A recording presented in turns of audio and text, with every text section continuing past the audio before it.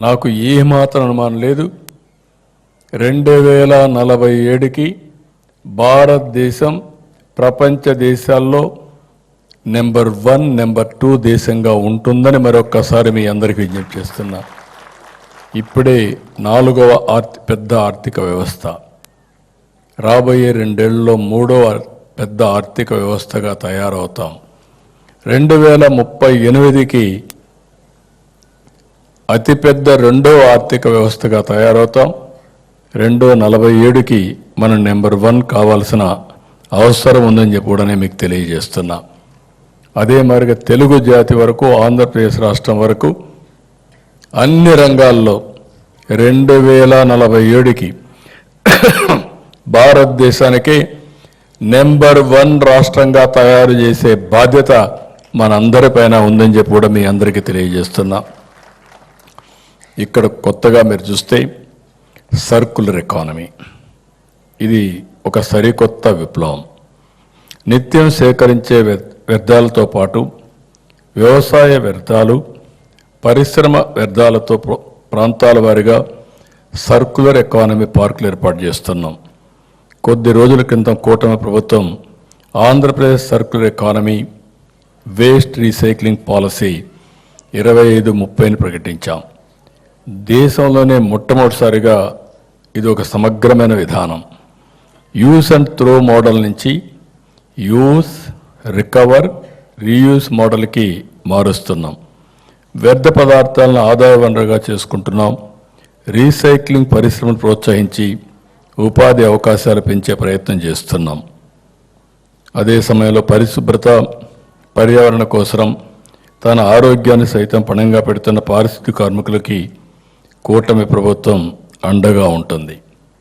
ఇటీవల పారిశుద్ధ్య కార్మికులు ప్రమాదవశాత్తు మరణించిన, పూర్తి వైకల్యం చెందిన ఒక్కొక్క కుటుంబానికి 1 కోటి బీమా చెల్లించేలా యాక్సిస్ బ్యాంక్తో ఒప్పందం చేసుకున్నాం. పాక్షిక వైకల్యానికి వారి పిల్లలకు ఎడ్యుకేషన్ గ్రాంట్, అలాగే complimentary group term life cover కింద ఒక్కొక్కరికి గ్రూప్ హెల్త్ ఇన్సూరెన్స్ కూడా క్రియేట్ చేస్తున్నాం. స్వచ్ఛాంధ్ర ఈరోజు ఒక్కసారి చూస్తే ఏ పని చేసినా ఒక నిర్దిష్టమైన లక్ష్యాలతో మనం ముందుకు పోవాల్సిన అవసరం ఉంది. అప్పుడే మనం అనుకున్న అచీవ్మెంట్ వస్తుంది. ఇప్పుడే నేను చెప్పాను, 85,90,000 మెట్రిక్ టన్నులు లెగసీ వేస్ట్ని ఈ రోజుకి క్లియర్ చేశాం అని టార్గెట్ పెట్టుకుంటే ఇంకొక 5 లక్షలు ఎక్కువగానే చేశాం. ఇంకొక 30 లక్షల మెట్రిక్ టన్నులు జనరేట్ అయ్యింది. దాన్ని కూడా జనవరి 1కు టోటల్గా పూర్తి చేసే బాధ్యత డిపార్ట్మెంట్ తీసుకుంటా ఉంది. ఇంకొక పక్క డోర్ టు డోర్ కలెక్షన్, ఇవన్నీ కూడా మీరు చూసే టెండర్లన్నీ పిలిచారు. అర్బన్ ఏరియాలో 1532 ఎలక్ట్రికల్ వెహికల్స్ని జనవరి 1కంతా ఏర్పాటు చేస్తున్నారు. దీనివల్ల 100% అర్బన్ ఏరియాలో డోర్ టు డోర్ కలెక్షన్ చేసే బాధ్యత మున్సిపల్ అడ్మినిస్ట్రేషన్ తీసుకుంటారని చెప్పి మీకు హామీ ఇస్తున్నా. రూరల్ ఏరియాలో 12,000 ట్రైసైకిల్స్, 5,000 పుష్ కార్ట్స్, 200 ఈ ఆటోస్, 903 ట్రాక్టర్ టైలర్, ఇవన్నీ కూడా సప్లై చేస్తున్నాం. ఇవన్నీ ఇస్తే 100% డోర్ టు డోర్ కలెక్షన్ చేసే బాధ్యత వీళ్ళకి అప్పచెప్తున్నాం. ఇది సమర్థవంతంగా పంచాయతీరాజ్ శాఖ మంత్రి పవన్ కళ్యాణ్ గారి ఆధ్వర్యంలో దీన్ని ముందుకు తీసుకుపోతున్నాం అని చెప్పి మీ అందరికీ హామీ ఇస్తున్నా. ఇది కాకుండా ఇంకొక పక్కన సెగ్రిగేషన్, పట్టణ ప్రాంతాల్లో ఇప్పటికి 61% ఉంది. ఇది ఈ ఇయర్ ఎండ్కి 80% తీసుకెళ్తాం. రూరల్ ఏరియాలో 18% సెగ్రిగేషన్ ఉంది.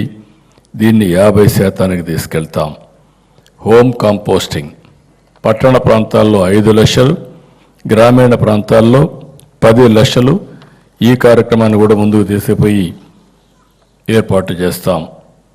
ఇంకొక పక్కన కిచెన్ గార్డెన్స్ 5 లక్షలు పట్టణ ప్రాంతాల్లో, 10 లక్షలు గ్రామీణ ప్రాంతాల్లో కిచెన్ గార్డెన్స్, టెర్రస్ గార్డెన్స్ ఏర్పాటు చేస్తాం.